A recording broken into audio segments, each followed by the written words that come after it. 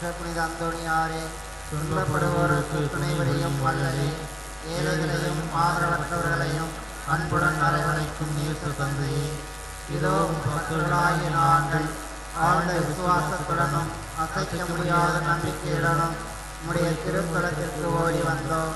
நீர் ஏந்தியுள்ள குழந்தை இயேசுவிடம் எங்கள் ஆன்ம சரீர தேவைகளையும் நாங்கள் இப்பொழுது கேட்கும் விண்ணப்பங்களையும் எடுத்து கோரி மன்றாடும்.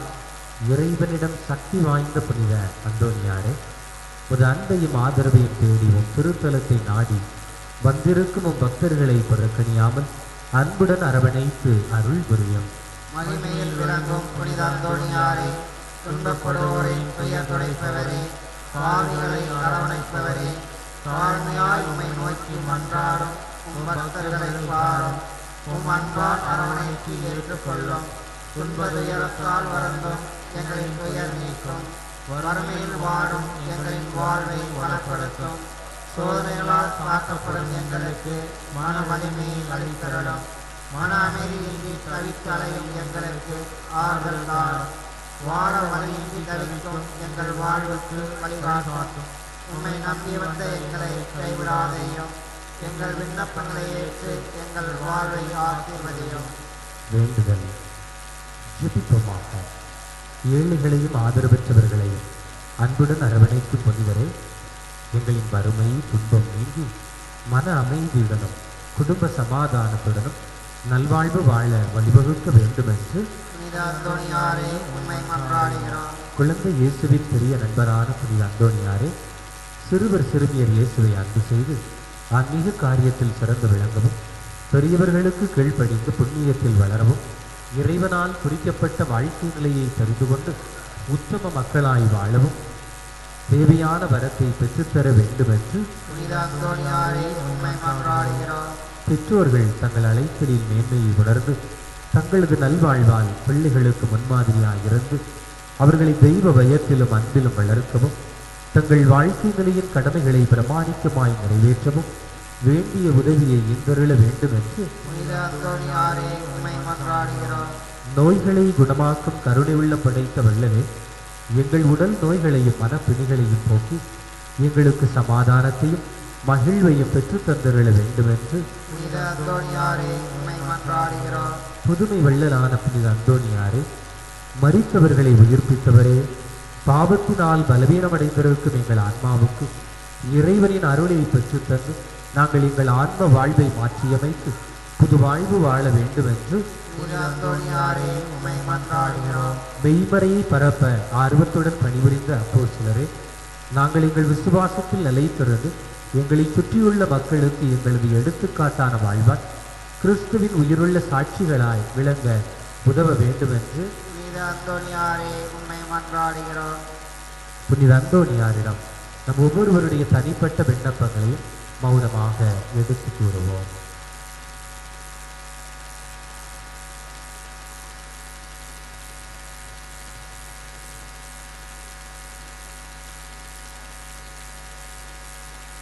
நம் அனைவரின் விண்ணப்பங்களையும் இறைவன் ஏற்று அருள் புரியுமாறு புனித அந்தோணியாரை மன்றாடுவோமாக.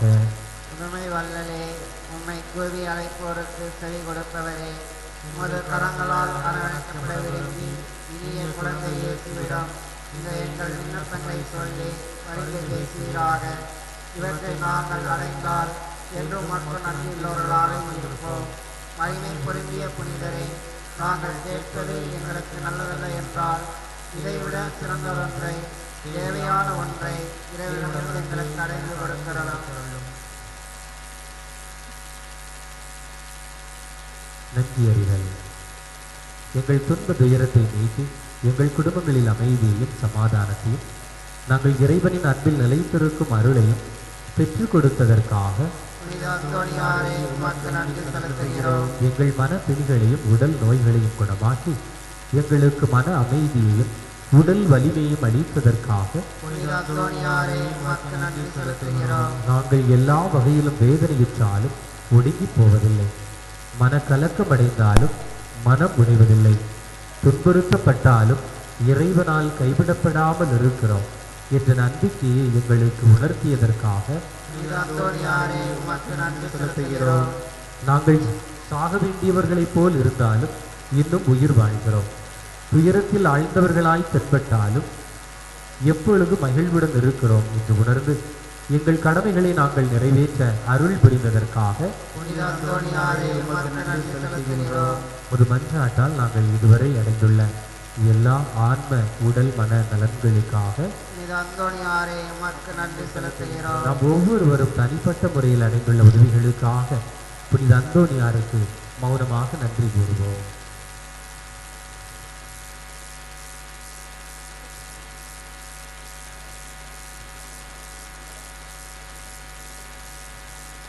நம் நன்றி அறிதல்களை ஏற்று நம் அனைவரையும் இறைவன் ஆசீர்வதிக்கும்படி மன்றாடுவோமாக.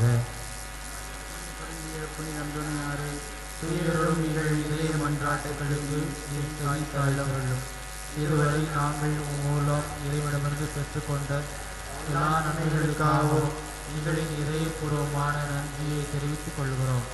நாங்கள் என்றும் இறைவனின் அன்பு மக்களாக வாழவும் இவ்வுலக வாழ்வு முடிந்தபின் உம்மோடு இறைவனை முகமுகமாய் நித்தியத்திற்கும் தரிசிக்க வேண்டிய பாக்கியத்தை எங்களுக்கு பெற்றுத்தாரும். அனைவரும் இணைந்து அந்தோணியார் புகழ் பாடுவோம்.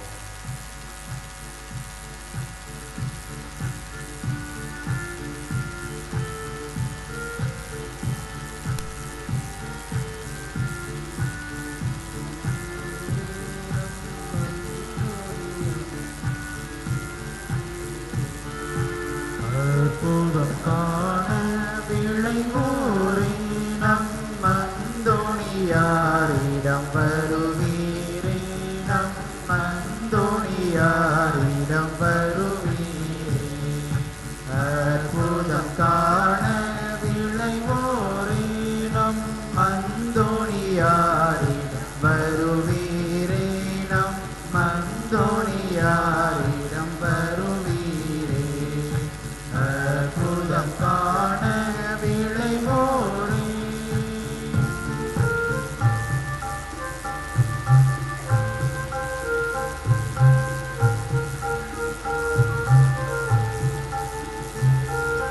மாபெரும் தவறும் மரண அவதியும் மனத்துயர் பழிகளுமே.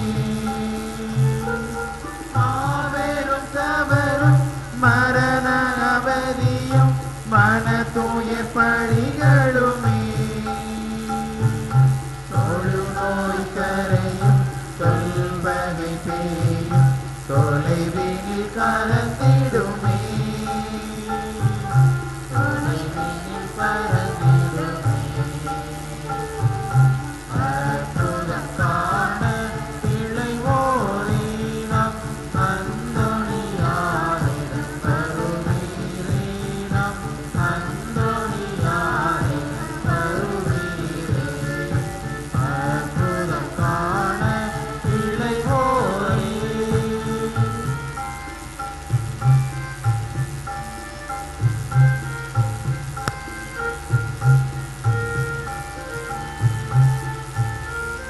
படுக்கையில் வீழ்ந்து படுந்துயரோச பொதுமையாய் எழுந்தனரே. படுக்கையில் வீழ்ந்து படுந்துயரோச பொதுமையாய் எழுந்தனரே. கடலில் வீழ்ந்து கரை வந்து சேர்ந்த கயவரும் கடவுள் கண்டார்.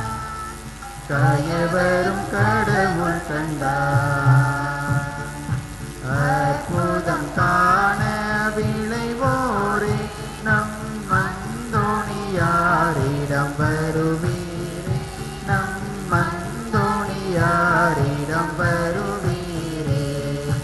அற்புதம் காண விளைவோரே நம் அந்தோணியாரிடம் வருவீரே, நம் அந்தோணியாரிடம் வருவீரே. அற்புதம் காண விளைவோரே. தீமை நம்மை அணுகாது, துன்பம் நம் உறைவிடத்தை நெருங்காது. ஏனெனில் இறைவனே நம் புகலிடம், நம் அரண், அவரையே நாம் நம்பியுள்ளோம். திருப்பலி கருத்துக்கள். தூத்துக்குடி மாதா ஆப்செட், புதுக்கோட்டை ஞானமிக்கேல் மரிய பானுமதி, தூத்துக்குடி அந்தோணி ஜோசப், அந்தோணி சுபத்ரா, தூத்துக்குடி சுகிர்தா விக்ரந்த், வடக்கு இலந்தைக்குளம் கபிரியேல், குளச்சல் ஜான், தூத்துக்குடி லூகாஸ், தூத்துக்குடி சுகுமார் ஜூடி. இவர்களின் குடும்ப நலனுக்காகவும் உடல் நலத்திற்காகவும் அனைத்து நன்மைகளுக்கும் நன்றியாகவும் வியாபாரம் தொழில் முன்னேற்றத்திற்காகவும் பிள்ளைகள் கல்வியிலும் ஞானத்திலும் வளரவும் விவசாயம் கால்நடைகள் விருத்தி அடையவும் குழந்தை பேறு கிடைக்கவும் திருமணம் நடைபெறவும் வேலை வாய்ப்பு கிடைக்கவும் தீய சக்தி தீய பழக்கங்களிலிருந்து விடுதலை பெறவும் சுகப்பிரசவம் நடைபெறவும் வீடு கட்டி முடிக்கவும் வெளிநாடு செல்லவும் குடும்ப அமைதிக்காகவும் இறை ஆசிரியருக்காகவும் கடன் பிரச்சனை தீரவும் குடும்பங்களில் மறித்த ஆன்மாக்கள் இறைவனில் நித்திய அழைப்பாற்றி அடையவும் வேண்டிக் கொள்கிறார்கள். இவர்களோடு இணைந்து நாமும் நம்முடைய சொந்த கருத்துக்களுக்காக இந்த திருப்பலியில் உருக்கமாக மன்றாடுவோம்.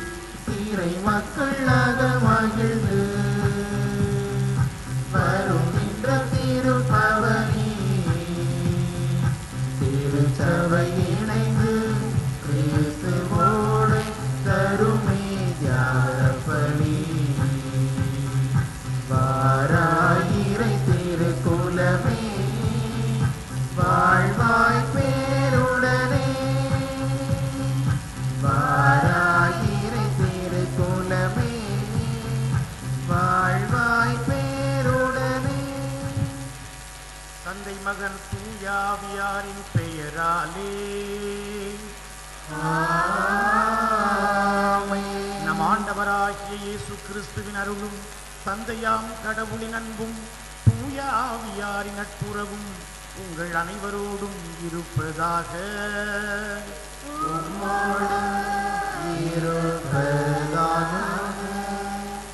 கிறிஸ்து இயேசுவில் அன்புக்குரிய சகோதர சகோதரிகளே, கோடி அற்புதர் புனித அந்தோணியாரின் அன்பு பக்தர்களே, உங்கள் அனைவரையும் மகிழ்ச்சியோடு இத்திருத்தலத்திற்கும் இத்திருப்பலிக்கும் வரவேற்கின்றேன். இன்று நமக்காக திருப்பலி நிறைவேற்றி இறை ஆசிரியரை பெற்றுத்தர வந்திருக்கின்ற நமது பாளையங்கோட்டை மறைமாவட்ட முதன்மை குரு ஜோமிக் அடிகளார் அவர்களையும், அவர்களோடு இணைந்து திருப்பலி நிறைவேற்ற வந்திருக்கின்ற அனைத்து அருட்பணியாளர்களையும் உங்கள் அனைவரின் சார்பாக அன்போடு வரவேற்கின்றேன்.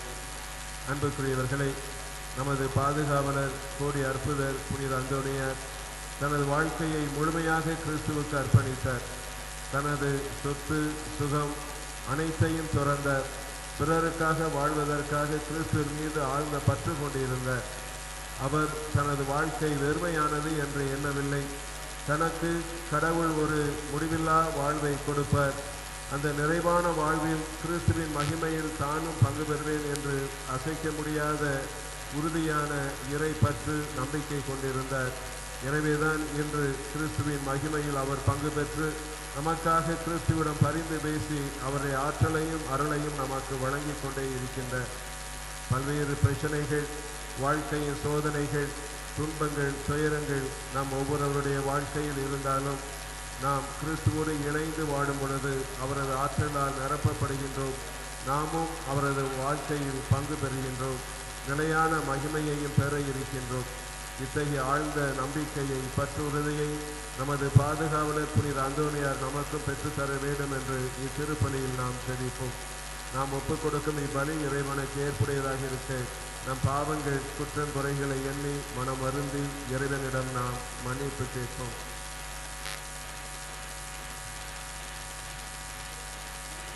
பாவ அறிக்கை செய்வோம். எல்லாம் வல்ல இறைவனிடமும் சகோதர சகோதரிகளே, உங்களிடமும் நான் பாவி என்று ஏற்றுக்கொள்ளுகிறேன். ஏனெனில் என் சிந்தனையாலும் சொல்லாலும் செயலாலும் கடமையில் தவறியதாலும் பாவங்கள் பல செய்தேன். என் பாவமே, என் பாவமே, என் பெரும் பாவமே. ஆகையால் எப்பொழுதும் கன்னியான தூய மரியாளையும் வானதூதர் புனிதர் அனைவரையும் சகோதர சகோதரிகளே உங்களையும் நம் இறைவனாகிய ஆண்டவரிடம் எனக்காக வேண்டிக் கொள்ள மன்றாடுகிறேன். எல்லாம் வல்ல இறைவன் நம் மீது இரக்கம் வைத்து நம் பாவங்களை மன்னித்து நம்மை முடிவில்லா வாழ்வுக்கு அழைத்துச் செல்வாராக. ஆமென்.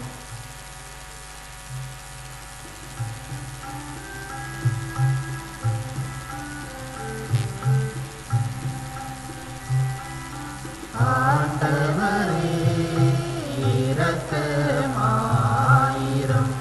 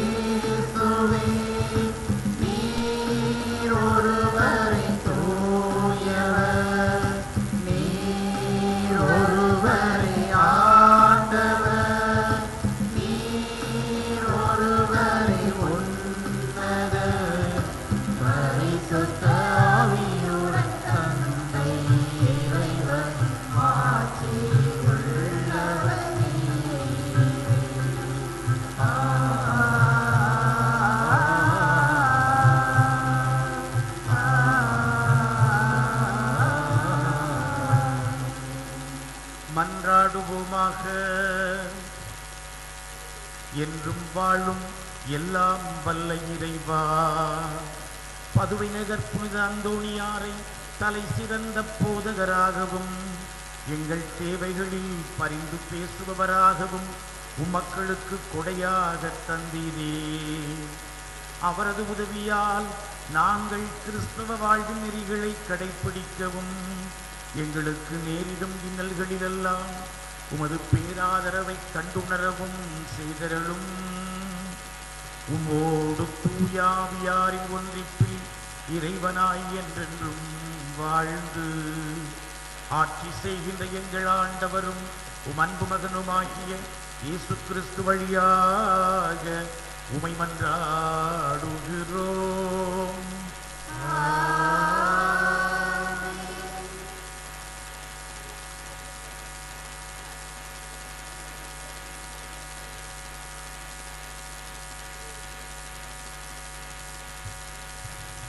முதல் வாசகம். கடவுளின் மக்கள் வெளிப்படுவதை காண்பதற்காக படைப்பே பேராவலோடு காத்திருக்கிறது. திருத்தூதர் பவுல் ரோமேருக்கு எழுதிய திருமுகத்திலிருந்து வாசகம். அதிகாரம் 8, இறை வசனங்கள் 18 25 முடிய. சகோதரர் சகோதரிகளே, இக்காலத்தில் நாம் படும் துன்பங்கள் எதிர்காலத்தில் நமக்காக வெளிப்பட போகிற மாட்சியோடு ஒப்பிட தகுதியற்றவை என நான் எண்ணுகிறேன். இம்மாட்சியுடன் கடவுளின் மக்கள் வெளிப்படுவதை காண்பதற்காக படைப்பே பேராவலோடு காத்திருக்கிறது. ஏனெனில் படைப்பு பயனற்ற நிலைக்கு உட்பட்டுள்ளது.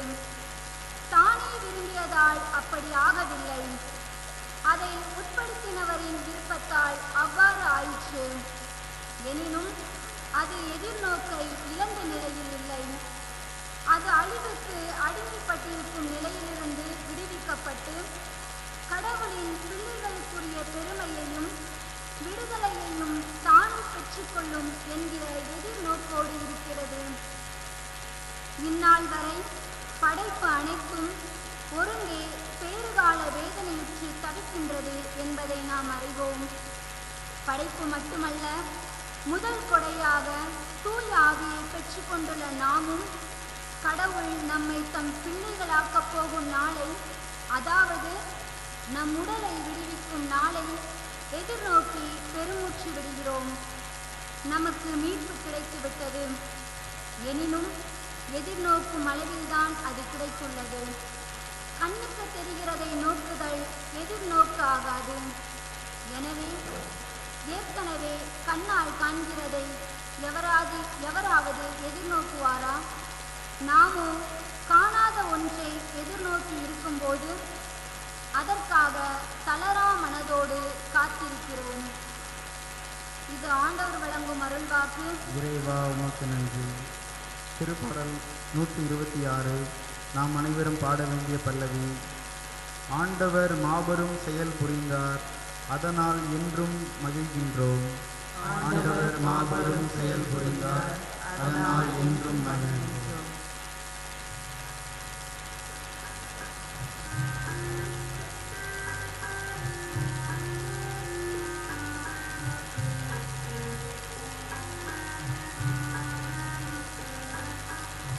ஆண்டவர் மாபெரும் செயல் புரிந்தார், அதனால் என்றும் மகிழ்கின்றோம்.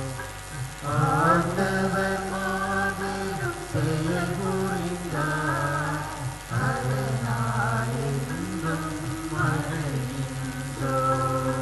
ஆண்டவர் மாபெரும் செயல் புரிந்தார், அதனால் என்றும் மகிழ்கின்றோம். ஆண்டவர் மாபெரும் செயல் புரிந்தார், அதனால் என்றும்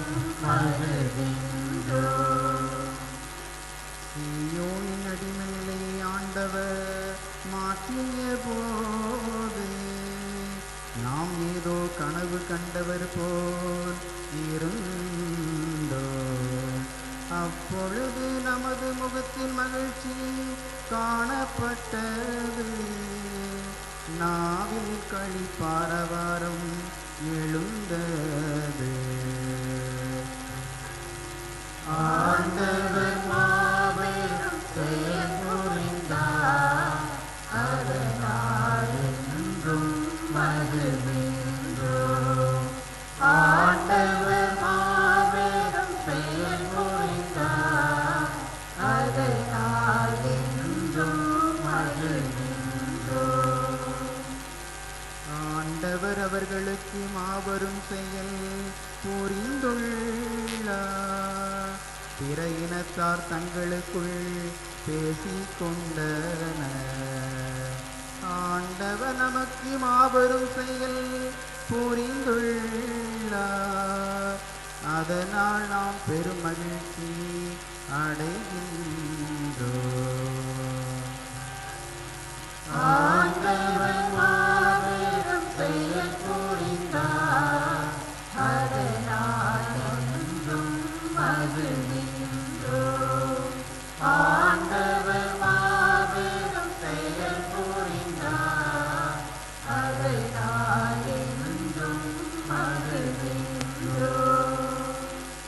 ஆண்டவரை தென்னாட்டின் வறண்ட ஓடையை நீரோடையாக வான்மலை மாற்றுவது போல எங்கள் அடிமை நிலையை மாற்றியருளும். கண்ணீரோடு விதைப்பவர்கள் அக்களிப்போடு அறுவடை செய்வார்கள். அரிகளை சுமந்து வரும்போது அக்களிப்போடு வருவார்கள். ஆண்டவர் மாபெரும் செயல் புரிந்தார், அதனால் என்றும் மகிழ்கின்றோம். ஆண்டவர் மாபெரும் செயல் புரிந்தார், அதனால் என்றும் மகிழ்கின்றோம்.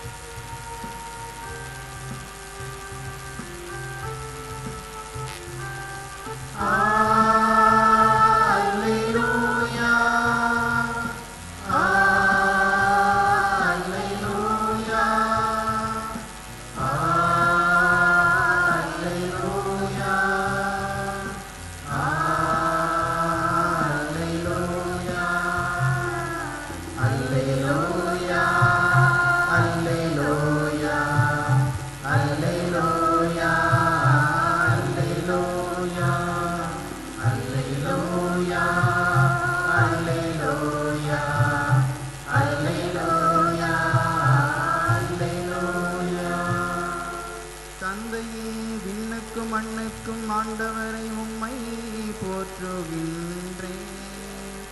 ஏனெனில் விண்ணரசின் மறைபொருளை குழந்தைகளுக்கு வெளிப்படுத்தி அல்லேலூயா அல்லேலூயா அல்லேலூயா அல்லேலூயா அல்லேலூயா. ஆண்டவர் உங்களோடு இருப்பாராக.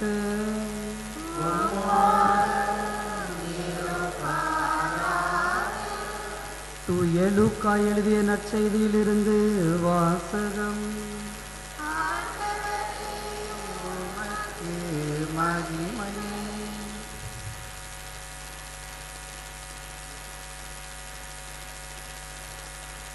அதிகாரம் 13, இறை வார்த்தைகள் 18 முதல் 21 முடிய. அதிகாரம் 13, இறை வார்த்தைகள் 18 முதல் 21 முடிய. அக்காலத்தில் இயேசு மக்கள் கூட்டத்தினரை பார்த்து, இறையாட்சி எதற்கு ஒப்பாயிருக்கிறது? அதை நான் எதற்கு ஒப்பிடுவேன்? அது ஒரு கடுகு விதைக்கு ஒப்பாகும். ஒருவர் அதை எடுத்து தம் தோட்டத்தில் இட்டார். அது வளர்ந்து மரமாயிற்று. வானத்து பறவைகள் அதன் கிளைகளில் தங்கின என கூறினார். மீண்டும் அவர், இறையாட்சியை எதற்கு ஒப்பிடுவேன்? அது புளிப்பு மாவுக்கு ஒப்பாகும். பெண் ஒருவர் அதை எடுத்து 3 மரக்கால் மாவில் பிசைந்து வைத்தார். மாவு முழுவதும் புளிப்பேறியது என்றார். இது கிறிஸ்துவின் நற்செய்தி.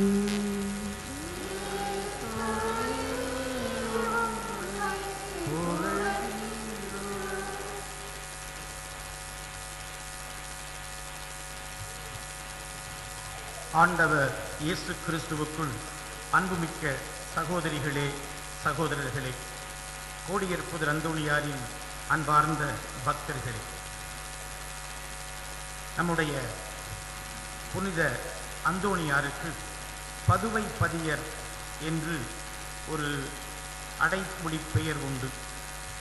கோடியர் புதர் அந்தோணியார் பதுவை நகரில் பிறந்தவரும் அல்ல, பதுவை நகரில் இறந்தவரும் அல்ல. ஆனாலும் அவரை பதுவை பதியர் என்றே நாம் அழைக்கின்றோம். அந்தோணியாருடைய திருவுடல் இந்த பதுவை நகரில் அடக்கம் செய்யப்பட்டிருக்கிறது. அந்தோணியாருடைய பெயரில் விளங்குகின்ற மிகச்சிறந்த பேராலயம் பதுவை நகரில் உருவாக்கப்பட்டிருக்கிறது. அந்தோணியாருடைய நினைவை போற்றுவதற்காக இன்றைக்கு உலகமெல்லாம் வாழுகிற மக்கள் பதுவை நகரத்திற்குத்தான் செல்லுகின்றார்கள். ஆனால் நம்முடைய அந்தோணியார் பதுவை நகரில் பிறக்கவும் இல்லை, அவர் பதுவை நகரில் இறக்கவும் இல்லை. அந்தோணியார் போர்ச்சுகல் நாட்டிலே லிஸ்பன் நகரில் பிறந்தார் என்று அவரது வரலாறு சொல்லுகிறது. அந்தோணியார் தன்னுடைய கடைசி காலத்தில் ஏறக்குறைய ஒரு 3 ஆண்டுகள் மட்டுமே பதுவை நகருக்கு சென்றார். பதுவை நகரில் அவர் வாழ்ந்தார். ஆனால் அந்தோணியார் நோய்வாய்ப்பட்ட பொழுது ஆர்செல்லா எனப்படுகின்ற இன்னொரு நகரத்தில்தான் இறக்கின்றார். பதுவை நகர மக்கள் அந்தோணியாரை எங்கள் ஊரில்தான் அடக்கம் செய்ய வேண்டும் என்று வலியுறுத்தி ஏறக்குறைய ஒரு வார கால போராட்டத்திற்கு பிறகு அந்தோணியார் பதுவை நகரத்தில் அடக்கம் செய்யப்படுகிறார். பின் ஏன் அந்தோணியார் பதுவை நகர் புனிதர் என்று அழைக்கப்படுகிறார் என்று நாம் ஒரு கேள்வியை எழுப்பலாம். அதற்கு பின்னால் ஒரு பெரிய வரலாறு, ஒரு பெரிய நிகழ்ச்சியே இருக்கிறது. அதை நாம் தெரிந்து கொள்ளுகிற பொழுது நாமும் இன்றைக்கு மகிழ்ச்சி அடையலாம் என்று நான் கருதுகின்றேன். பதுவை நகர் அன்றைய ஐரோப்பிய கண்டத்திலே மிகப்பெரிய ஒரு நகராக இருந்தது. அந்த நகரிலே ஒரு மிகச்சிறந்த பல்கலைக்கழகம் இருந்தது. அந்த நகரில் ஒரு மறைமாவட்டம், ஆயர் எல்லாம் இருந்தார்கள். அந்த நகரத்தில் இருந்த மாணவர்கள் மனம் போன போக்கிலே, கால் போன போக்கிலே அவர்கள் வாழ்ந்தார்கள். ஆசிரியர்கள் சொல்வதையும் மாணவர்கள் சொல்வதையும் அவர்கள் செவிமடுப்பதில்லை. தங்கள் இஷ்டப்படியே அவர்கள் வாழ்க்கையை நடாத்தி வந்தார்கள். அந்த நகரில் படித்த ஆசிரியர்கள், படித்த பேராசிரியர்கள் என்று நிறைய படித்தவர்கள் இருந்தார்கள். ஆனால் அவர்களுக்கு ஒரு தலைக்கணம் இருந்தது. அது என்னவென்றால், எங்களுக்கு எல்லாம் தெரியும், யாரும் எங்களுக்கு எதுவும் சொல்ல தேவையில்லை, நாங்கள் மெத்த படித்தவர்கள் என்கிற ஒரு மிதப்பு, ஒரு நினைப்பு அவர்களுக்குள் இருந்தது. ஆகவே இந்த பதுவை நகரம் ஒழுக்கத்தில், இந்த பதுவை நகரம் மிகவும் தாழ்வாக இருந்தது என்று வரலாறு சொல்லுகிறது. அங்கு பல்கலைக்கழகம் இருந்தாலும், பேராசிரியர்கள் இருந்தாலும், மாணவர்கள் இருந்தாலும், அந்த நகரம் ஒழுக்கத்திலே மிகவும் சீர்குலைந்து இருந்தது. இப்படிப்பட்ட ஒரு சூழலில்தான் பதுவை நகர் ஆயர் அவர்கள் நம்முடைய அந்தோணியாருக்கு கடிதம் எழுதி, எங்கள் பதுவை நகரிலே தவக்காலத்தில் 40 நாட்களும் மறையுரை ஆற்றுவதற்காக உங்களை அழைக்கின்றோம், வாருங்கள், இங்கு வந்து எங்களுடைய இளைஞர்கள், படித்த மேதாவிகள் இருக்கின்ற இந்த ஊரிலே இவர்கள் மனம் திரும்புமாறு நீங்கள் நற்செய்தியை அறிவியுங்கள் என்று அழைக்கின்றார். அந்த அழைப்பை ஏற்று நம்முடைய கோடியர் புதர் அந்தோணியார் பதுவை நகரிலே 40 நாட்கள் தவக்கால மறையுரையை நிகழ்த்தினார் என்று வரலாறு நாம் பார்க்கிறோம். அந்தோணியார் எழுதியதாக புத்தகங்கள் இல்லை. ஆனால் அந்தோணியாருக்கு பிறகு அவர் ஆற்றிய மறையுரைகளை அதை கேட்டவர்கள் தொகுத்து நமக்கு தந்திருக்கிறார்கள். அப்படிப்பட்ட மறையுரை குறிப்புகளிலே அந்தோணியாருடைய தவக்கால மறையுரைகள், அந்தோணியாருடைய உயிர்ப்பு கால மறையுரைகள் என்று புத்தகங்கள் இன்றைக்கு நமக்கு கிடைத்திருக்கின்றன. ஆகவே அந்தோணியார் தவக்காலத்தில் தொடர்ச்சியாக மறையுரை ஆற்றியிருக்கிறார் என்கிற ஒரு குறிப்பு நமக்கு தெரிகிறது. எனக்கன்பார்ந்த சகோதரிகளே, சகோதரர்களே, மாணவர்களும் ஆசிரியர்களும் படித்தவர்களும் மேலோங்கி இருக்கின்ற ஒரு நகரத்திலே ஒழுக்கம் இருக்கும் என்றெல்லாம் நாம் சொல்லிவிட முடியாது. நெல்லை இன்றைக்கு எல்லையில்லா தொல்லை தருகிற ஒரு மாவட்டமாக மாறிப்போயிருக்கிறதை நாம் பார்க்கின்றோம். பத்திரிகைகளை புரட்டி பார்த்தால் தினம் தினம் கொள்ளை, கொலை, கற்பழிப்பு, செயின் பறிப்பு, இவ்வாறு செய்திகள் தினம் தினம் வந்த வண்ணம் இருக்கின்றன. ஒவ்வொரு நாளும் தவறாமல் இந்த நெல்லை மாவட்டத்திலே ஏராளமான கொள்ளையும் கொலையும் நடைபெறுகிறது. அண்மையில் இவ்வாறு தொடர்ச்சியாக நடைபெற்று கொண்டிருந்தாலும் ஒரு கொலையானது எல்லாருடைய உள்ளத்தையும் எல்லாருடைய கவனத்தையும் அது ஈர்த்தது.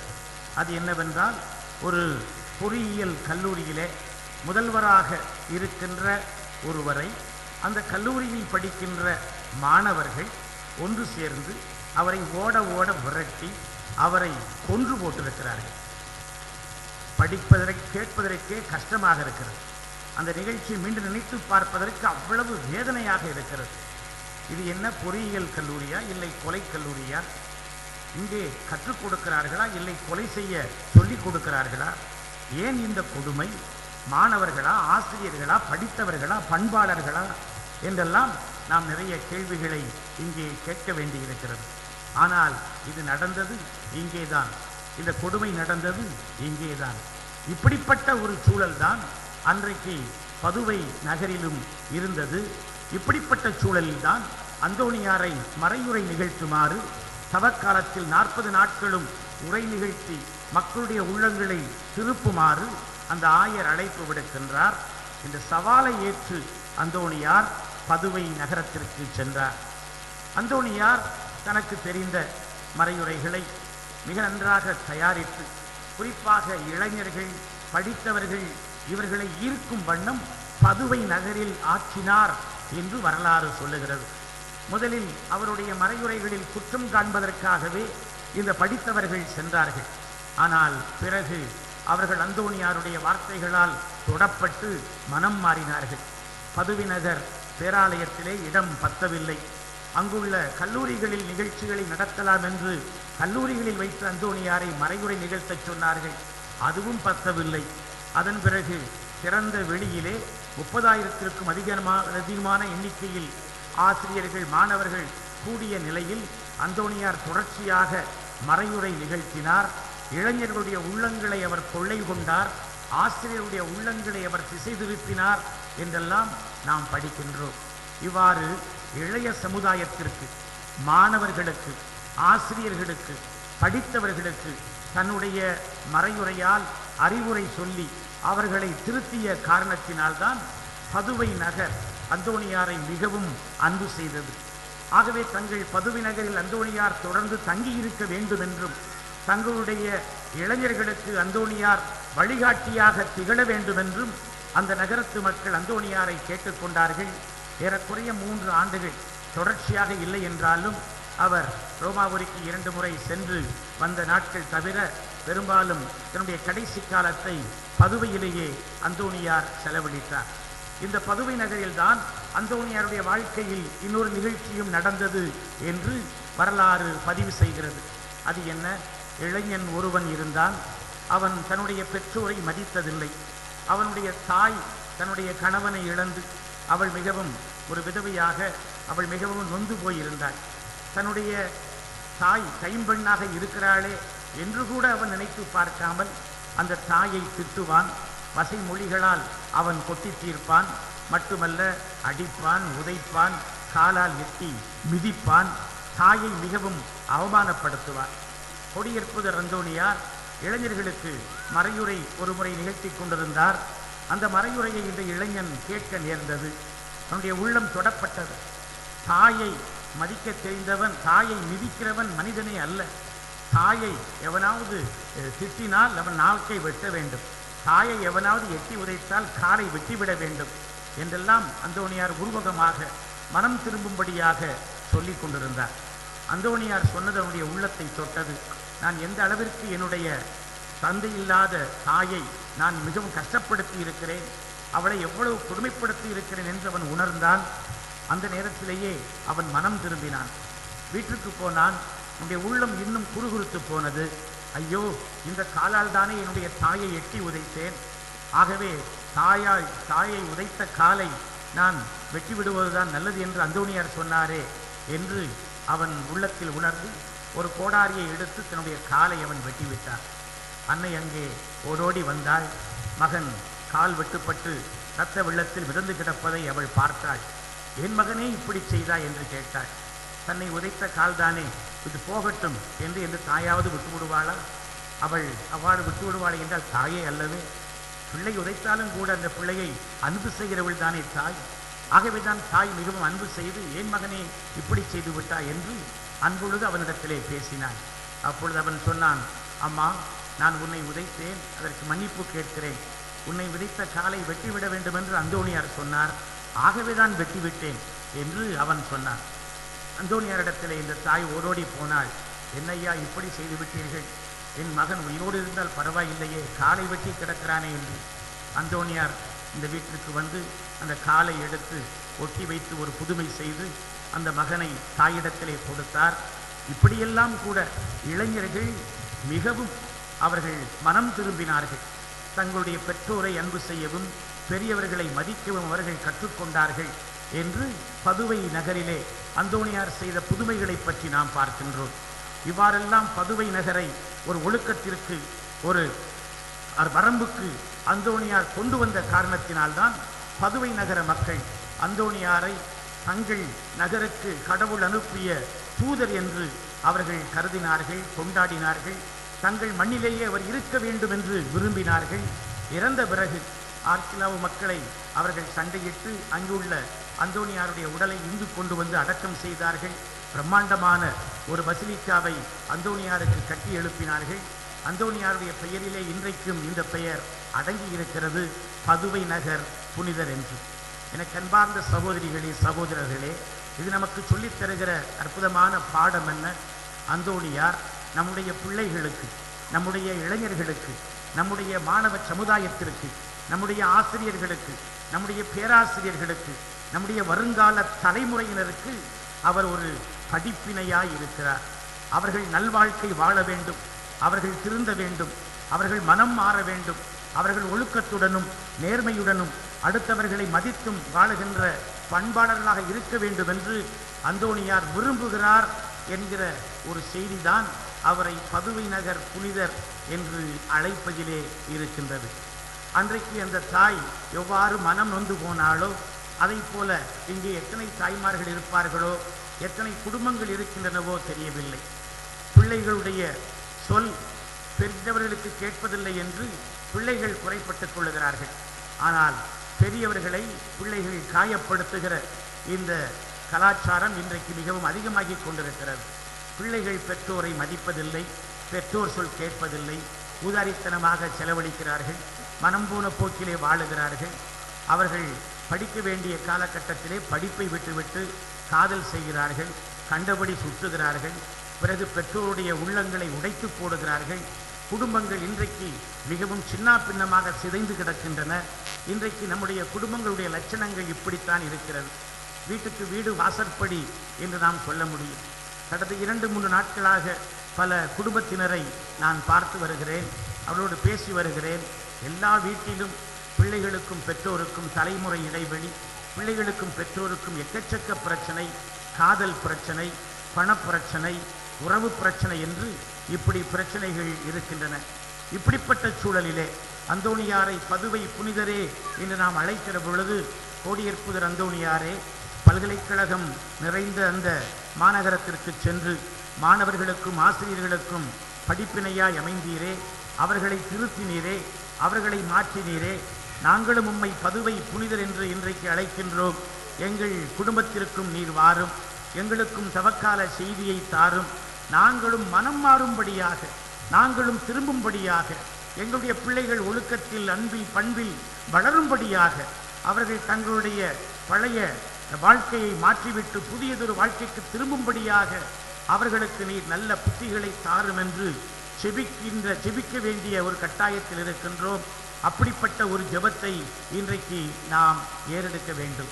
எனக்கன்பார்ந்த சகோதரிகளே, சகோதரர்களே, இந்த அந்தோணியாரை பற்றிய ஒரு சிந்தனையின் பின்னணியில் இன்றைய இறைவார்த்தைக்குள்ளாக நாம் செல்வோம்.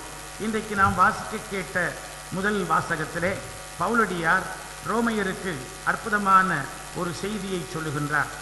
இக்காலத்தில் நாம் படும் துன்பங்கள் எதிர்காலத்தில் நமக்காக வெளிப்பட போகிற மாட்சியோடு ஒப்பிட தகுதியற்றவை என எண்ணுகிறேன். எல்லாரும் துன்பங்களுக்கு, கஷ்டங்களுக்கு, நெருக்கடிகளுக்கு, பிரச்சனைகளுக்கு உள்ளாகி இருக்கிறோம். பதுவை நகரும் பிரச்சனைக்கு அன்றைக்கு உள்ளாகி இருந்தது. ஆயரவர்கள் அந்தோணியாரை அழைத்தார். ஆயரவர்கள் கடவுளுடைய செய்தி இந்த மக்களுக்கு கொடுக்கப்பட வேண்டும் என்று நினைத்தார்.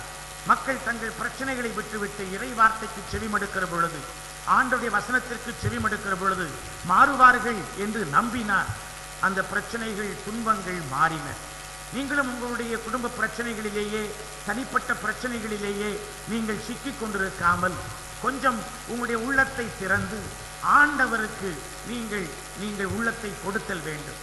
ஏனென்றால் இன்றைய பதிலுரை பாடலிலே நாம் மிக அழகாக பாடினோம். திருப்பாடல் 126, நம்முடைய ஆண்டவர் மாபெரும் செயல்களை செய்கிறவர். நம்முடைய ஆண்டவர் சாதாரணமானவர் அல்ல.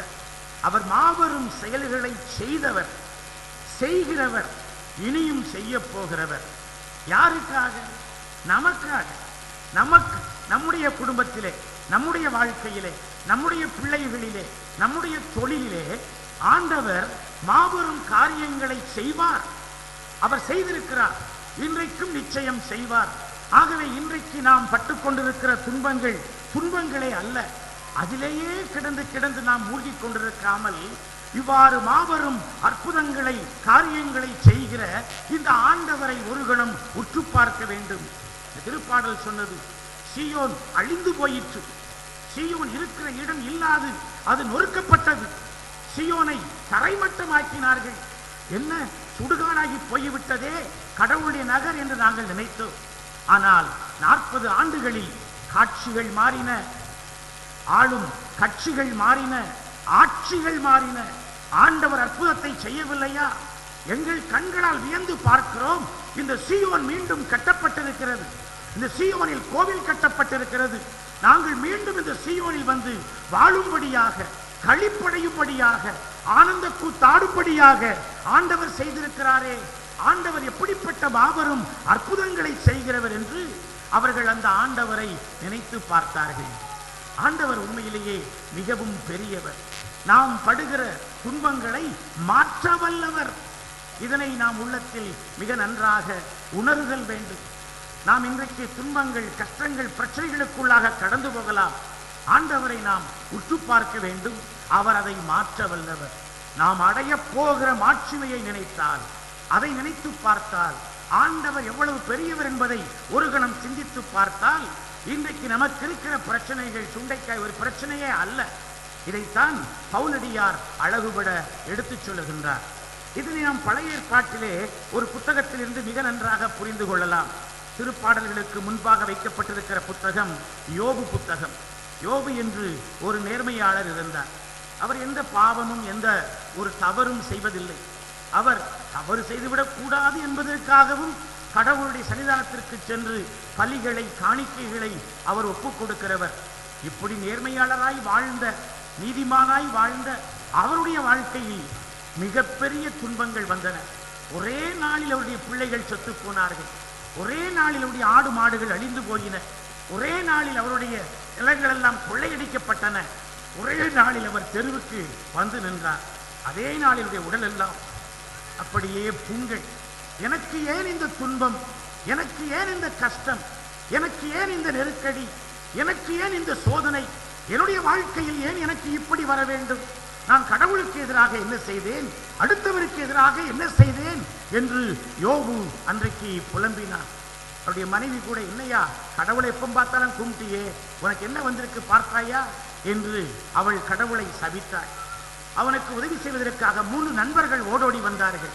3 நண்பர்களும், நீ ஏதாவது தப்பு பண்ணியிருக்கணும், நீ ஏதாவது ஒரு தவறை செய்திருக்க வேண்டும், பாவத்தை செய்திருக்க வேண்டும், அதுதான் உன்னை இப்படி பழிபாவத்தில் தள்ளுகிறது, உனக்கு இப்படிப்பட்ட ஒரு பெரிய கஷ்டத்தை உருவாக்கி தந்திருக்கிறது என்றெல்லாம் சொன்னார்கள். ஆண்டவர் வேடிக்கை பார்த்து கொண்டிருந்தார். ஆண்டவர் இவர்கள் என்ன பேசுகிறார்கள் என்பதை பார்த்து கொண்டே இருந்தார். யோபு புத்தகத்தில் 42 அதிகாரங்கள் இருக்கின்றன.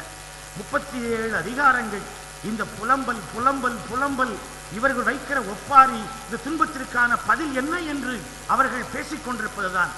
நீங்கள் படித்து பாருங்கள். 38வது அதிகாரத்திலே மிகப்பெரிய ஒரு சூறாவளியை சுழற்றி கொண்டு கடவுள் அந்த இடத்திலே இறங்கி வந்து நின்றார். அறிவற்ற சொற்களால் நம்முடைய ஆலோசனையை மூடத்தனமாக்குகிற இவர்கள் யார் என்று ஆண்டவர் கேட்டார். நாம் படுகிற துன்பங்களுக்கு, நாம் நமக்குள்ள பிரச்சனைகளுக்குள்ள பேசி பேசி, நம்முடைய நண்பர்கள், மனைவி, இவங்கிட்ட பேசி பேசி நாம வெறும் ஒரு மூடல் கூடமாகத்தான் மாறுகிறோம், முட்டாளாகத்தான் போகிறோம். நாம் அதற்கான பிரச்சனைகளுக்கு தீர்வுகளை காண்பதில்லை. இன்னும் குறுகிய கண்ணோட்டத்தோடு இன்னும் நம்முடைய எல்லைகளை சுருக்கிக் கொண்டுதான் போகிறோம். ஆண்டவர் சொன்னார், இவ்வாறு சுருக்கிக் கொண்டு நீங்கள் வாழுகிறீர்களே, கண்களை திறந்து பார், நீ உலகத்தை பார், கடலை பார், மீனை பார், பூவை பார், புல்லை பார், மீன்களை பார், இவற்றையெல்லாம் பார்த்திருக்கிறாயா? உன் பிரச்சனை என்று இருக்கிறாயே என்று சொல்லி ஆண்டவர் கேட்டார். அதற்கு பிறகு ஆண்டவர் 2-3 அதிகாரங்கள் பேசுவார்.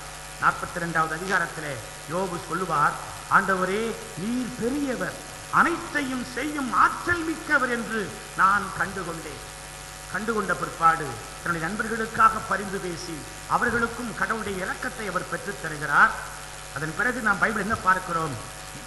யோபு தான் இழந்ததை 2 மடங்காக திருப்பி பெற்றுக் கொண்டார். அந்த துன்பங்களுக்கு மத்தியிலே யோபு கடவுளை உற்று பார்த்தார். நமக்கு வரப்போகிற மாட்சிமை, கடவுள் எவ்வளவு பெரியவர், இவற்றையெல்லாம் மாற்ற வல்லவர் என்று அவரை நாம் உற்று பார்த்தால், அவரை ஒரு கணம் சிந்தித்து பார்த்தால் நம்முடைய துன்பங்கள் மாறி போய்விடும். நாம் நம்முடைய குடும்ப பிரச்சனைகளுக்குள்ளேயே மாமியார் மருமகள் சண்டை, அல்லது நாத்தனார் கொழுந்தியார் சண்டை, அல்லது பெற்றோர் பிள்ளைகள் சண்டைகளுக்குள்ளேயே நாம் உட்கார்ந்து விட மாட்டோம்.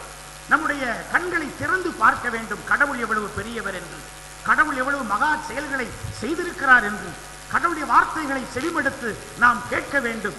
அப்பொழுது இந்த பிரச்சனைகளை விட்டு நாம் வெளியே வருவோம்.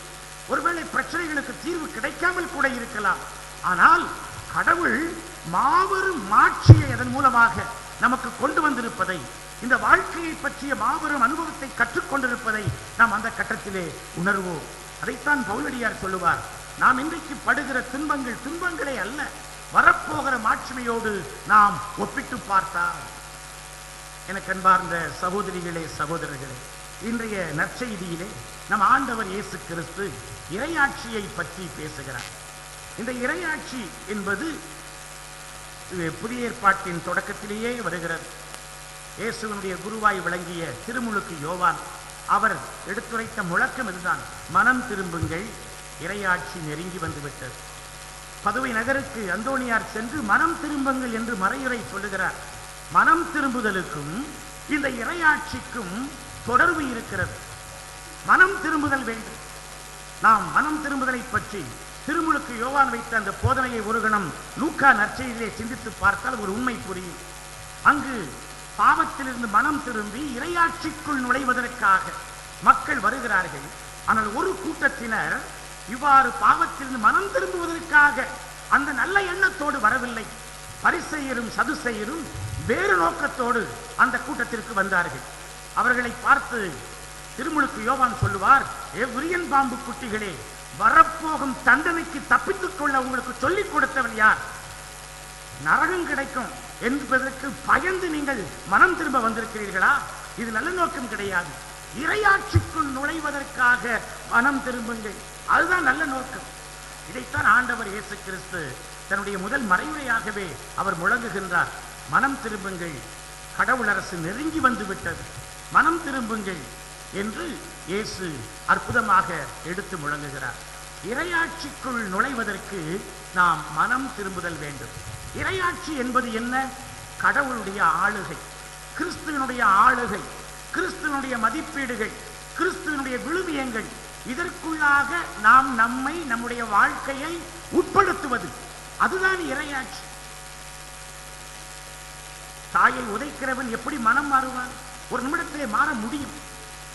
உலகத்தில் கணக்கு போட்டு பார்த்தா மாறாதுன்னு நாம சொல்லுவோம். ஆனால் மனம் மாற முடியும்.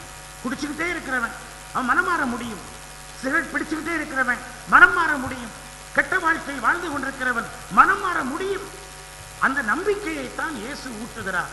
அன்பு வெல்லும். மன்னித்து பாருங்க. வைராக்கியமா திமிரா இருந்து பாருங்க, உங்களுக்கு தான் ஹார்ட் அட்டாக் வந்து நீங்க செத்து போவீங்க. மன்னிச்சு பாருங்க, உங்க உள்ளம் அப்படியே இழகி போய்விடும். இறையாட்சி என்பது அன்பு, மன்னிப்பு, இரக்கம், கருணை, விட்டு கொடுத்தல், தாராளம். இதுதான் இறையாட்சி. இந்த இயேசுனுடைய விழுமியங்கள். இதை நாம் கற்றுக்கொள்ளுதல் வேண்டும். நாம் உலக பிரகாரமாக வாழ்ந்து கொண்டிருக்கிறோம். அந்த உலக பிரகாரமான எண்ணங்கள் அல்ல. நாம் பார்க்கிற படங்கள், நாம் கேட்கிற கதைகள், அன்றாடம் பார்க்கிற இந்த அழுகை தொலைக்காட்சி தொடர்கள், இவை எல்லாவற்றிலும் பழிக்கு பழி. நாமளும் அப்படித்தான் உலகத்தில் வாழ வேண்டும் என்று நினைக்கின்றோம். ஆனால் கொஞ்சம் விட்டு கொடுத்து மன்னித்து பாருங்கள். அது இறையாட்சி பண்பு. இதைத்தான் அந்தோணியார் போதித்தார் பதுவை நகரிலே. மாணவர்களே, ஆசிரியர்களே, மனம் திரும்புங்கள்.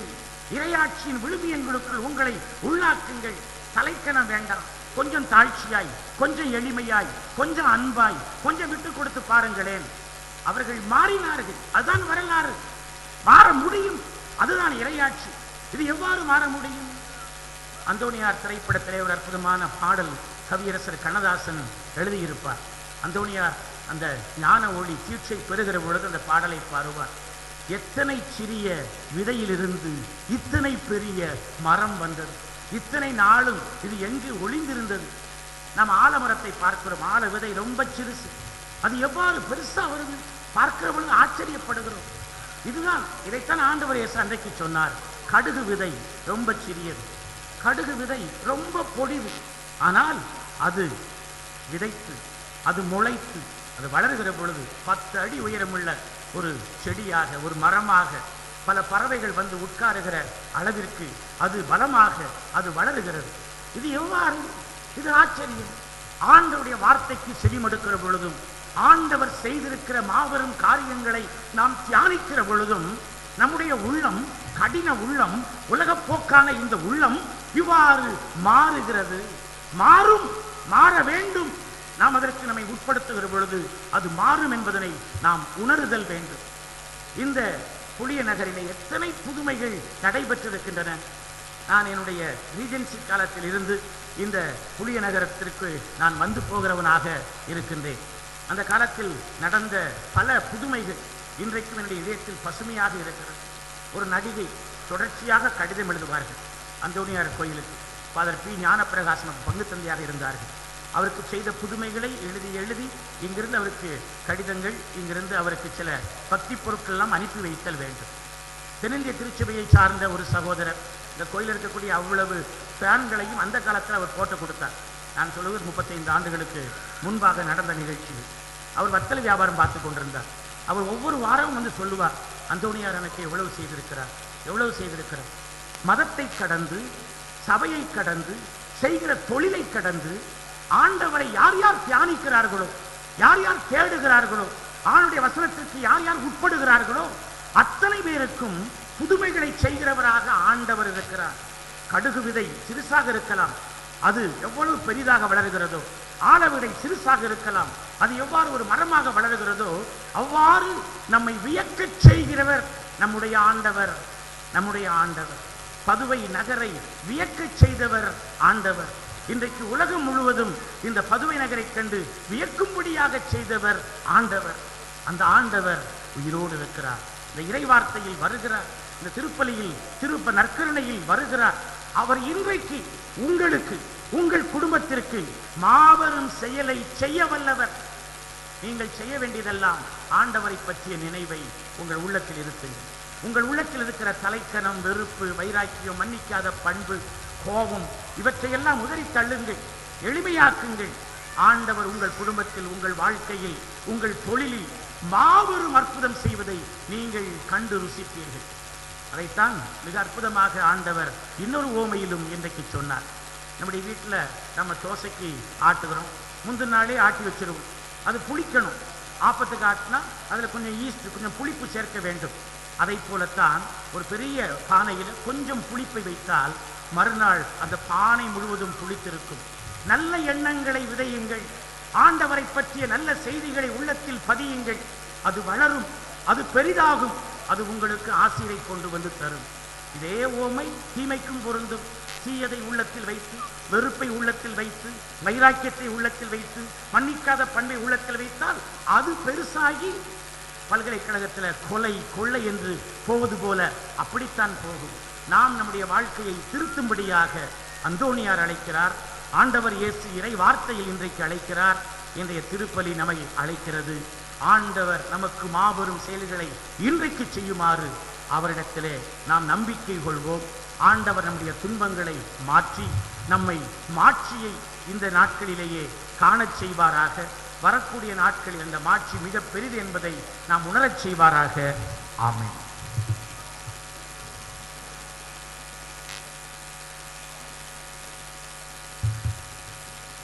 அனைவரும் விசுவாசிகளின் மன்றாட்டுகளுக்காக எழுந்து நிற்போம்.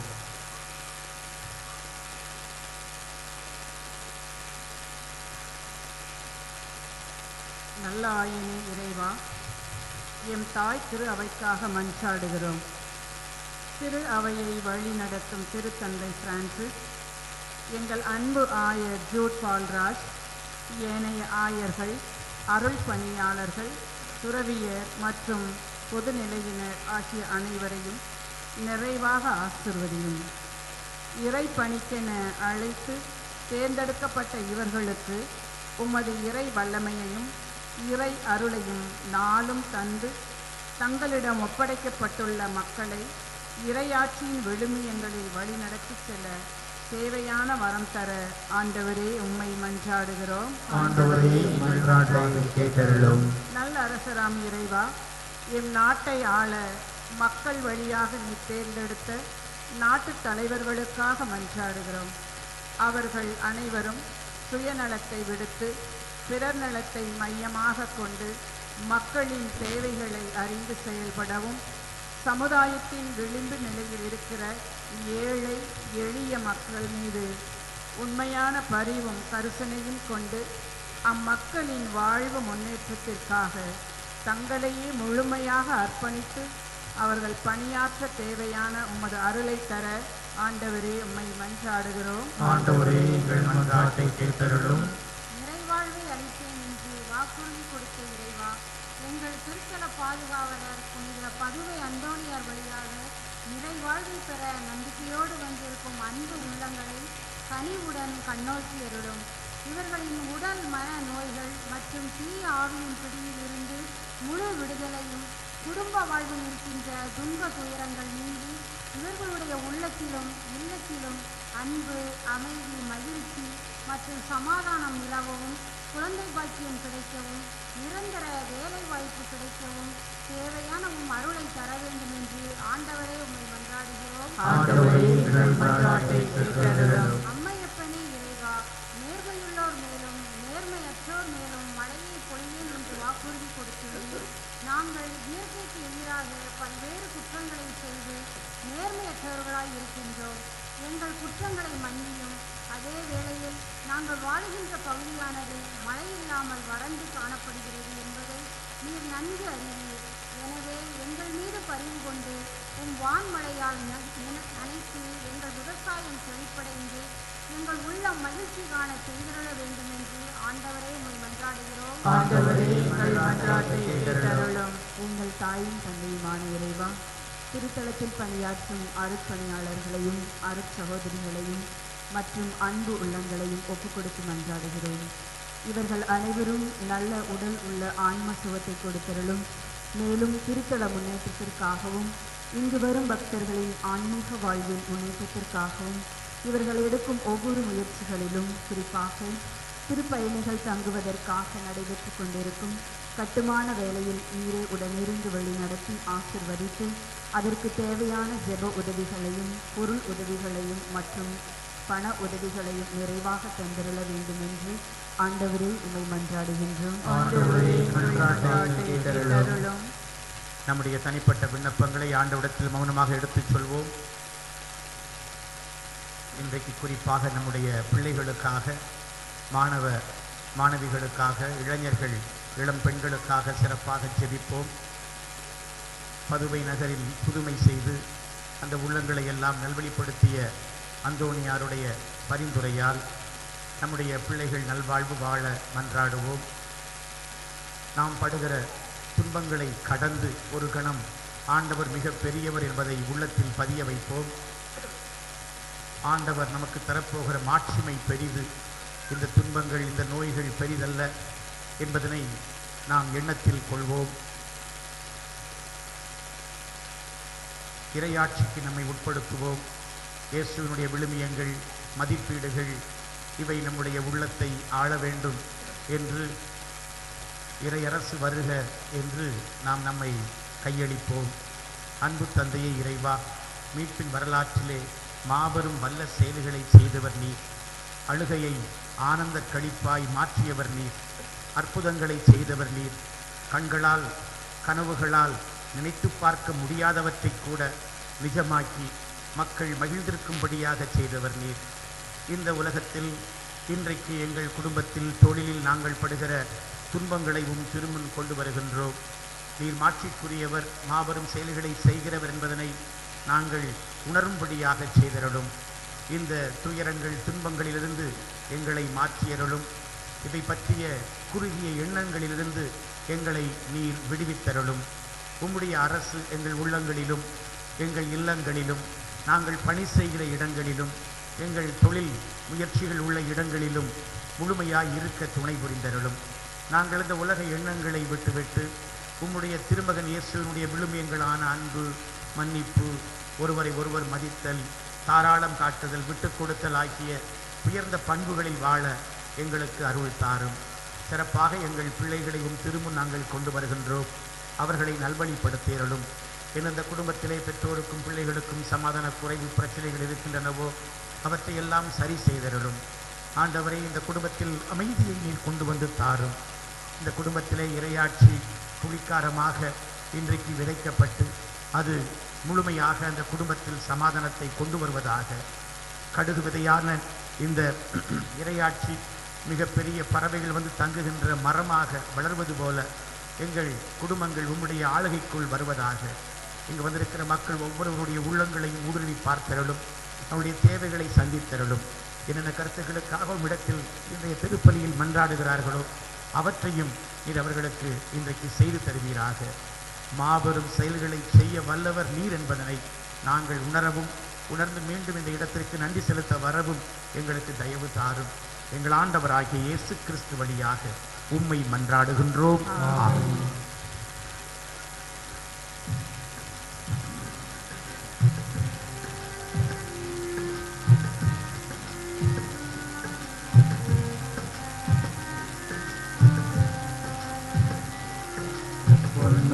பொருளும் இல்லை என்னிடத்தில் ஒன்றுமில்லை, உன்னிடத்தில் என்னை கொடுத்தே. பொன்னும் பொருளும் இல்லை என்னிடத்தில் ஒன்றுமில்லை, உன்னிடத்தில் என்னை கொடுத்தே. சொந்தம் பந்தமும் எல்லாம் நீயே என சொல்லி வந்து நின்றையும் என் தாயும் நீ என்றோ. நீயே என்னை ஆளும் மன்னவனோ. பொன்னும் பொருளும் இல்லை என்னிடத்தில் ஒன்றுமில்லை, உன்னிடத்தில் என்னை கொடுத்தே.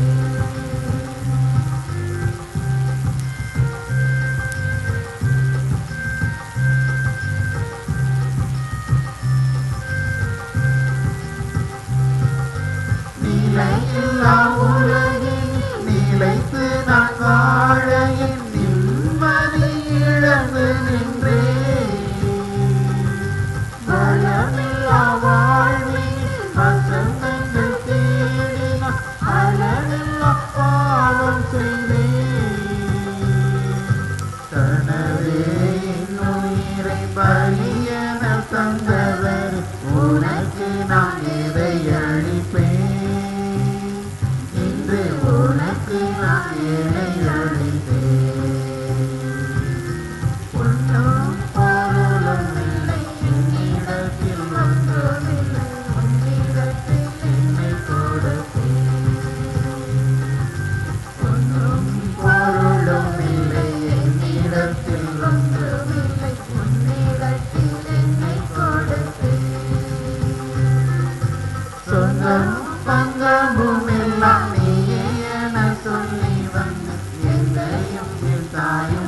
என்றோ நீயே என்னை ஆளும் மன்னவன் என்றோ.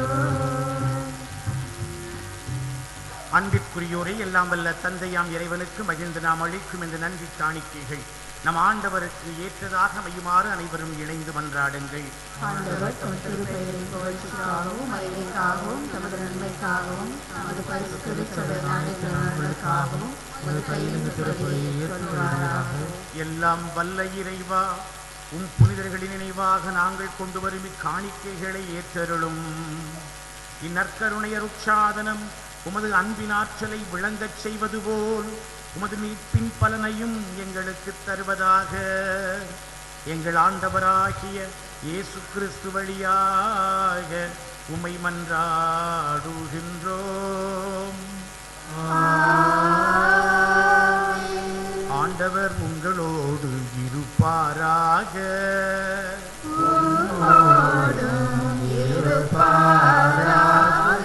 இதயங்களை ஆண்டவரிடம் எழுப்புங்கள்.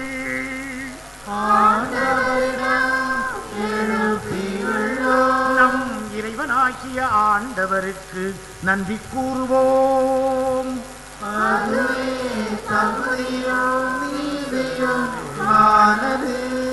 ஆண்டவரே, தூயவரான தந்தையே, என்றும் வாழும் எல்லாம் வல்ல இறைவா, எந்நாளும் எவ்விடத்திலும் நாங்கள் உமக்கு நன்றி செலுத்துவது மெய்யாகவே தகுதியும் நீதியுமாகும். எங்கள் கடமையும் மீட்புக்கு உரிய செயலும் ஆகும். ஏனென்றால் விண்ணரசுக்காக கிறிஸ்துவுக்கு தங்களையே அர்ப்பணித்த புனிதர்களில், குறிப்பாக புனித அந்தோணியாரில் உமது பராமரிப்பை கண்டு வியந்து உம்மை போற்றி புகழ்வது தகுமே. உமது இந்த பராமரிப்பினால் நீர் மக்களை தொடக்கத்தில் இருந்த புனித நிலைக்கு மீண்டும் உயர்த்தி கிறிஸ்துவினால் உருவான இப்புனித காலத்தில் அருட்கொடைகளை பெற்றனுபவிக்க அவர்களை அழைத்து செல்லுகின்றீர். ஆகவே இறைவா, வானதூதர் புனிதர் அனைவரோடும் நாங்கள் சேர்ந்து உம்மை புகழ்ந்தேத்தி முடிவின்றி ஆர்ப்பரித்து ஒரு குரலாய் பாடுவதாவது: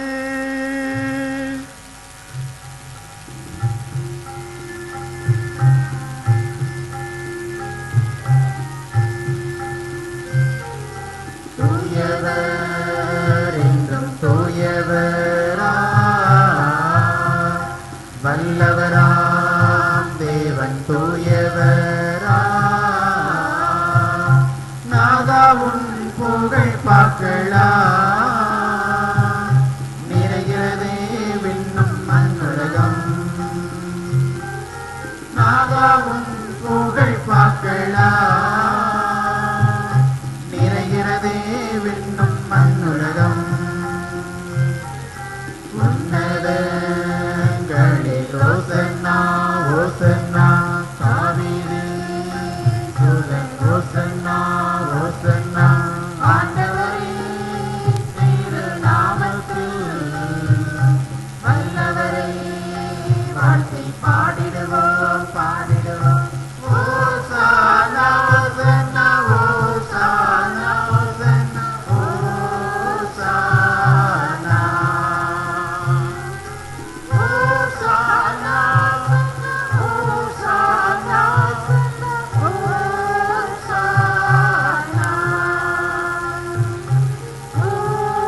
ஓசானா வானகத் தந்தையே, நீர்மையாகவே தூயவர், புனிதத்திற்கெல்லாம் ஊற்று.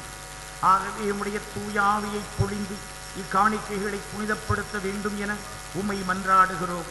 இவ்வாறு எங்கள் ஆண்டவர் இயேசு கிறிஸ்துவின் உடலும் இரத்தமுமாக எங்களுக்கு இவை மாறுவனவாக. அவர் பாடுபட மனமு வந்து தம்மை கையளித்த போது அப்பத்தை எடுத்து நன்றி செலுத்தி அதை பிட்டு தம் சீடருக்கு அளித்து கூறியதாவது: அனைவரும் இதை வாங்கி உண்ணுங்கள், ஏனெனில் இது உங்களுக்காக கையளிக்கப்படும் என் உடல்.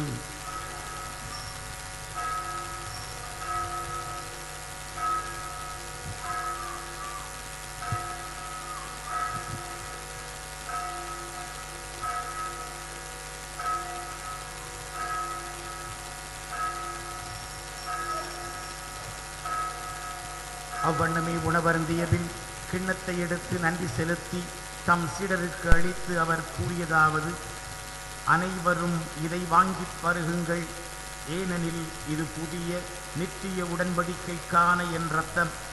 இது பாவ மன்னிப்புக்கென்று உங்களுக்காகவும் எல்லாருக்காகவும் சிந்தப்படும். இதை என் நினைவாகச் செய்யுங்கள்.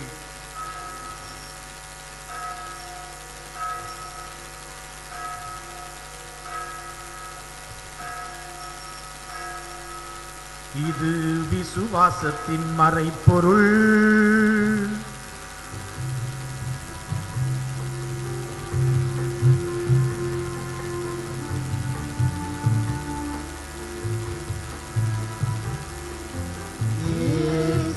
ஆண்டவரே, எனக்காய் மரித்தீரே, மரித்து உயிர்த்தீரே, மீண்டும் வருவீரே. இயேசு ஆண்டவரே, எனக்காய் மரித்தீரே,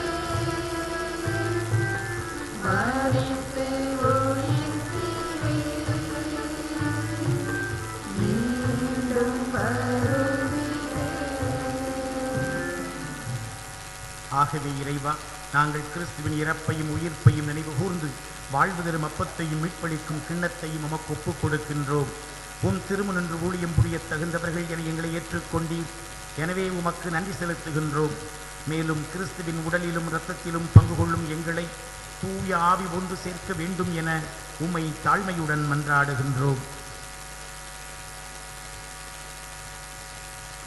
இறைவா, உலகெங்கும் பரவிருக்கும் திரு அவையை சிறப்பாக எங்கள் திருத்தந்தை பிரான்சிஸ், எங்கள் ஆயர் ஜூட் பால்ராஜ், ஆயர்கள், குருக்கள், கன்னியர், இதோ உமது ஆலயத்திலே பக்தியோடு இறைவா ஆசீர்தாரும், குடும்பத்தை ஆசிர்வதியும், வாழ்வை சிறக்கச் செய்யும், நல்ல மழையை தாரும், குடும்பத்தில் சமாதானத்தை தாரும், வேலை வாய்ப்பை தாரும், சாத்தான் பிடியிலிருந்து எங்களை விலக்கிவிடும்.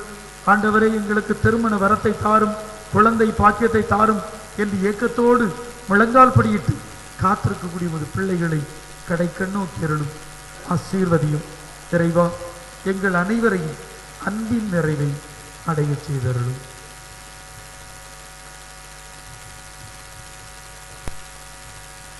உயிர்த்தெழ நம்பிக்கையுடன் இறந்த போன எங்கள் சகோதர சகோதரிகளையும் இறந்தோர் அனைவரையும் நினைவு கூர்ந்து ஒளிமிக்கும் திருமுன் ஏற்றுக்கொள்ளும். எங்கள் அனைவரும் மீதும் இரக்கமாயிரும்.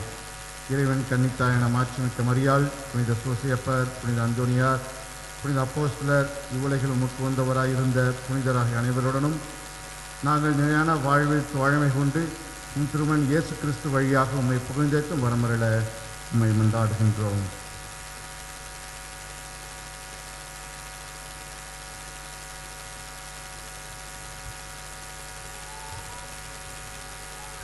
இவர் வழியாக இவரோடு இவரில் எல்லாம் வல்ல இறைவனாகிய தந்தையே,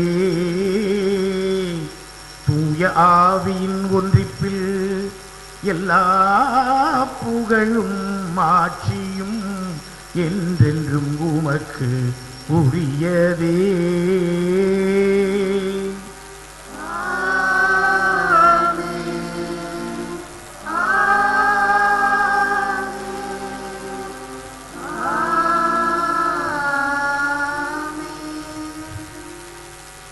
கடவுளை தந்தை என்று அழைக்க இயேசு நமக்கு சொல்லித் தந்தார்.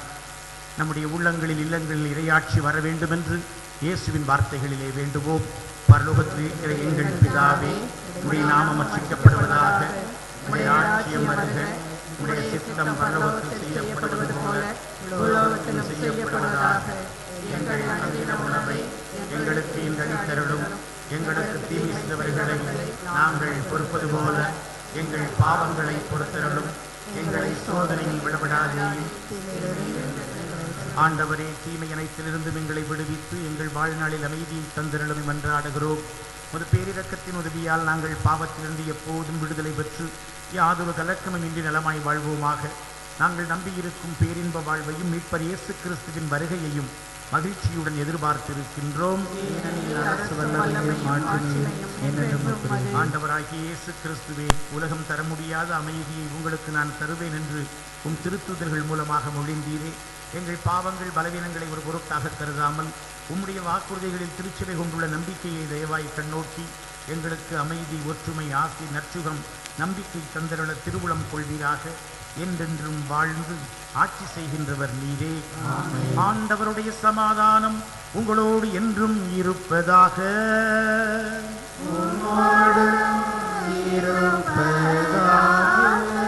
ஒருவருக்கு ஒருவர் கிறிஸ்து வழங்கும் சமாதானத்தை பகிர்ந்து மகிழ்வோம். உங்களுக்கு சமாதானம்.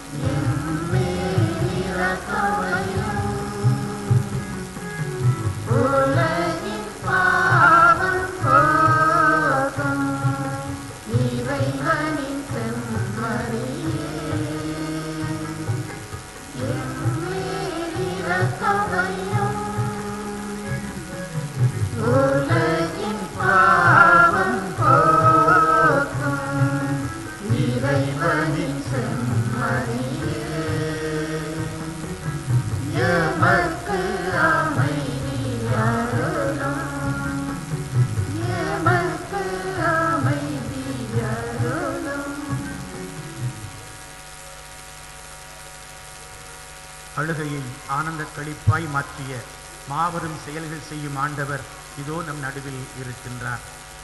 உலகின் பாவங்களை போக்கும் கடவுளின் செம்மறி இவர். இவருடைய அன்பு விருந்துக்கு அழைக்கப்பெற்ற நாம் அனைவரும் பேறு பெற்றோர்.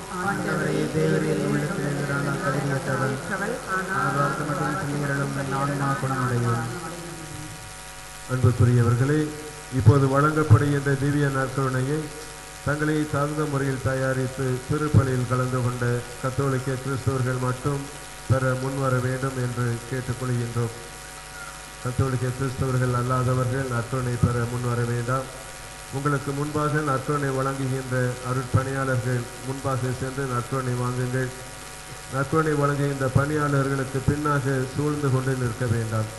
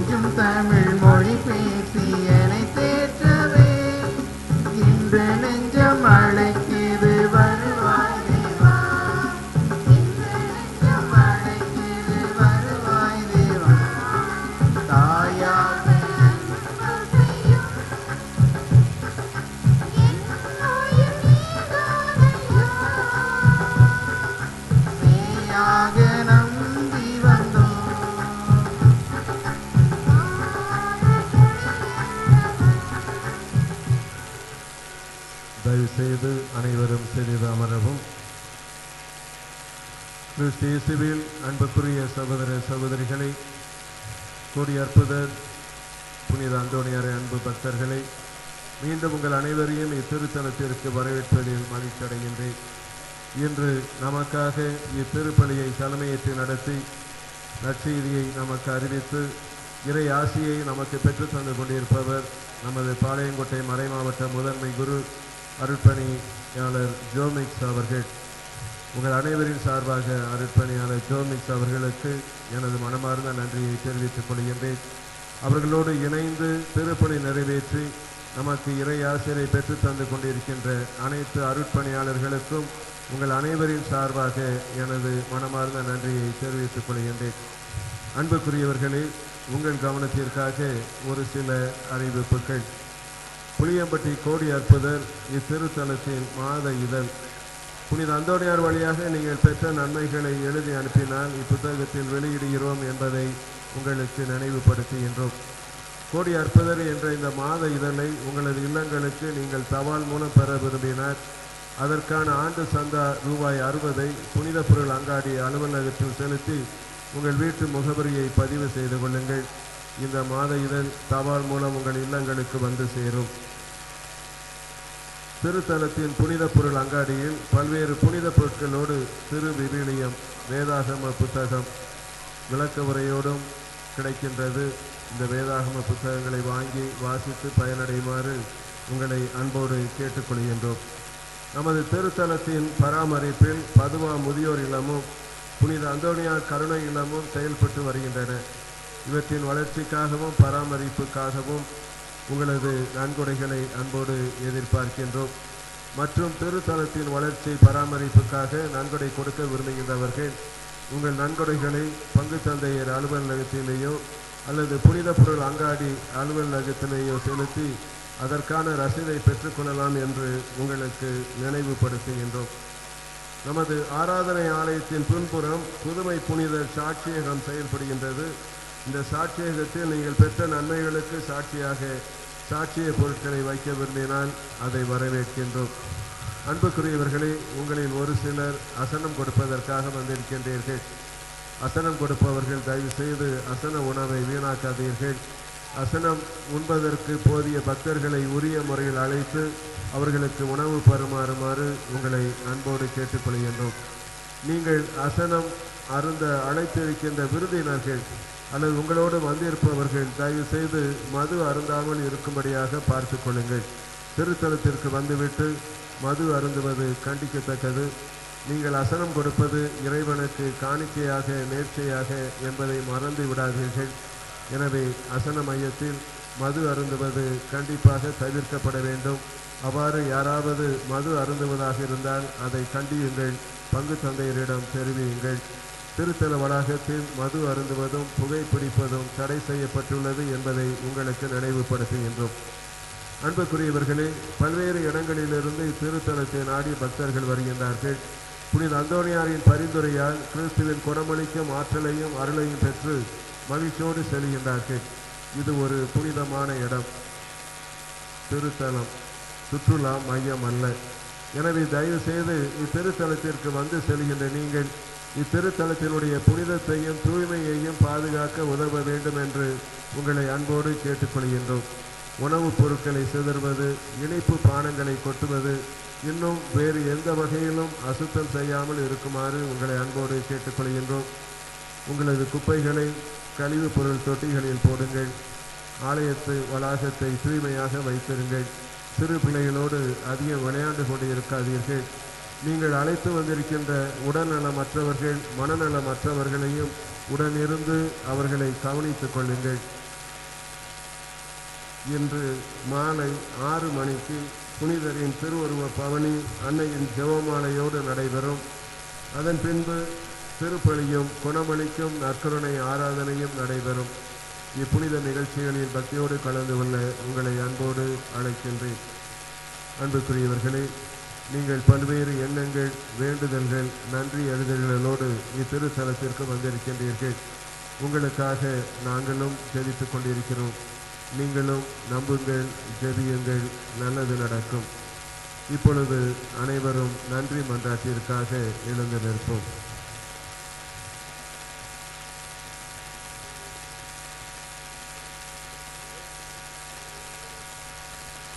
மன்றாடுவோமாக. எல்லாம் வல்ல இறைவா, உமது திருவுணவால் நாங்கள் ஊட்டம் பெற்றுள்ளோம். புனித அந்தோணியாருடைய எடுத்துக்காட்டை பின்பற்றி நாங்களும் பக்தி பற்றுதலுடன் உம்மை வழிபடவும் அனைவருக்கும் அயராது அன்பு செய்யவும் அருள் புரியும். எங்கள் ஆண்டவராகிய இயேசு கிறிஸ்து வழியாக உம்மை மன்றாடுகிறோம்.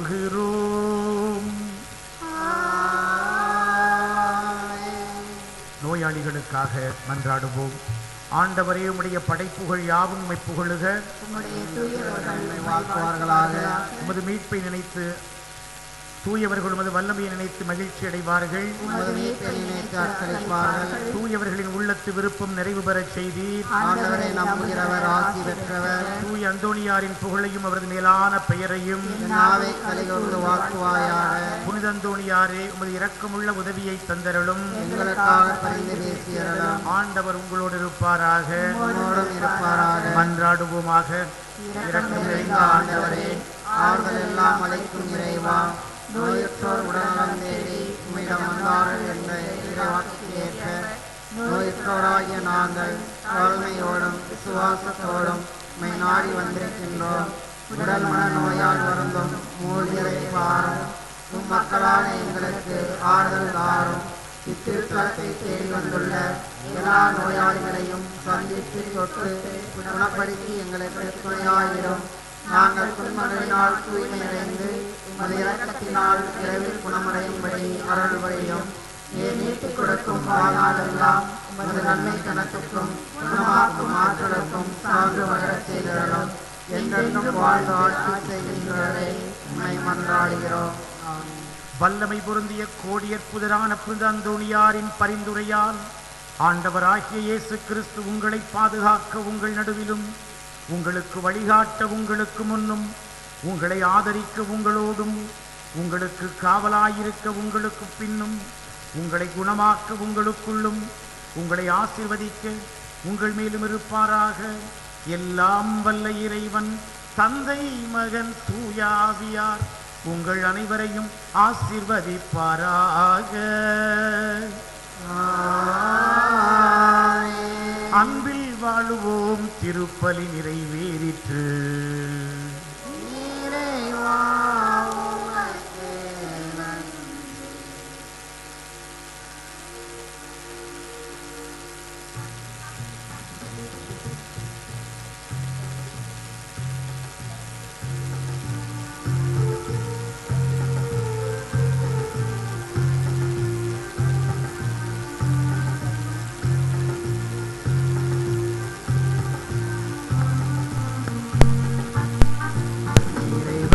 புனிதரே அந்தோணியாரே, இயேசுவை கைகளில் ஏந்தினீரே, இயேசுவை கைகளில் ஏந்தினீரே. இறைவனின் புனிதரே அந்தோணியாரே, இயேசுவை கைகளில் ஏந்தினீரே, இயேசுவை கைகளில் ஏந்தினீரே. இறைவனின் புனிதரே அந்தோணியாரே,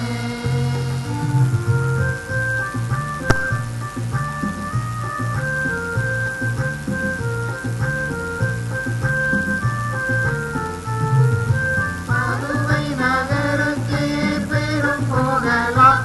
இங்கே பொழிய நகரிலும் மாலயமா. பதுவை நகருக்கு பெரும் புகழாம். இங்கே பொழிய நகரிலும் மாலயமா.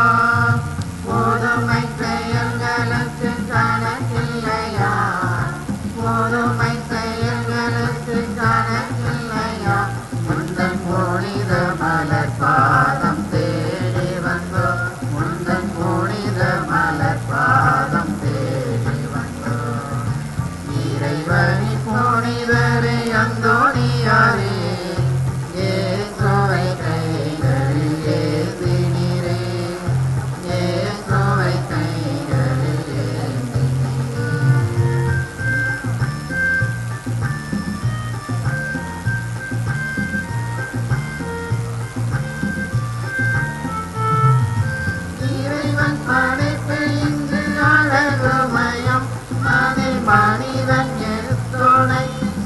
சிறப்புமயம் இறைவன் படைப்பு இங்கு அழகுமயம் அதில் மனிதன் எழுத்துணை சிறப்புமயம் படைத்தல் இறைவனின் கருணைமயம் படைத்தல் இறைவனின் கருணைமயம் இங்கு புனிதம் இறைவனின் இணைந்தமயம் இங்கு புனிதம் இறைவனின் இணைந்தமயம் இறைவனின் புனிதரே அந்தோணியாரே இயேசுவை கைகளில் ஏந்தினீரே இயேசுவை கைகளில் ஏந்தினீரே இறைவனின் புனிதரே அந்தோணியாரே பிதாசுதன் தூயாவின் பேராலே